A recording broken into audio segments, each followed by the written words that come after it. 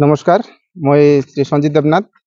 মই সামাজিক মাধ্যমত এইটোৱে ক'ব বিচাৰিছোঁ যে যোৱা 12 তাৰিখ সন্ধিয়া 7মান বজাত মই মোৰ বিশেষ কাৰণত মই বাছগাঁৱৰ পৰা মই বিদ্যাপুৰ দিশত মই গৈ আছোঁ। সেই সময়তে বিজয়গড়ৰ এজন মহিলা মানুহ তেওঁ মোক কিছু কথা পতাৰ কাৰণে মোক মাত দিছিল। মাত দিয়াতে মই গৈ থাকাত তেওঁ মোক লগ ধৰে, বাটত লগ ধৰি মই কথা পাতি তাৰ লগত অলপ 1-2 মিনিটমান কথা পাতি আছিলোঁ। সেই সময়ত যিটো ৰাস্তাৰে মই গৈ আছোঁ, আমাৰ তিলকগাঁও গাঁও আৰু আমাৰ VCDC তাতে অফিচ আছে।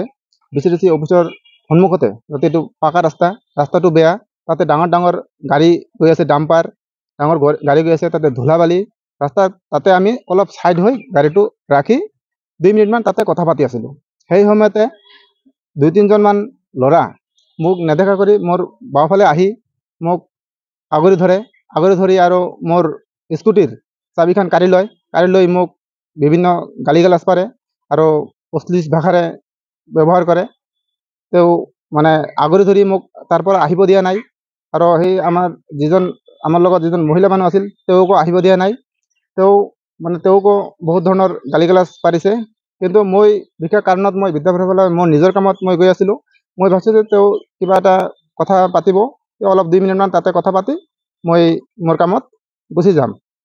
কিন্তু তেওঁলোকে মোক কোনো ধৰণৰ সুযোগ দিয়া নাই আহিবলৈ। পিছত বহুত মানুহ তাতে জমা হৈ মোক বহুত মান সন্মানত আঘাত কৰিছে আৰু যিবিলাক মানে সামাজিক মাধ্যমত তেওঁলোকে যি অপপ্ৰচাৰ চলাই আছে সেইখিনি তেওঁলোকে বনোৱা আৰু সম্পূৰ্ণৰূপে ভুৱা। ৰাইজৰ মাজত মই এইখিনি স্পষ্টীকৰণ দিব বিচাৰিছোঁ যে যাতে এইবিলাক ভুৱা অপপ্ৰচাৰ আপোনালোকে গুৰুত্ব নিদিয়ে। মই এইখিনিয়ে আপোনালোকক মানে মোৰ তৰফৰ পৰা আপোনালোকক মই জনাব বিচাৰিছোঁ।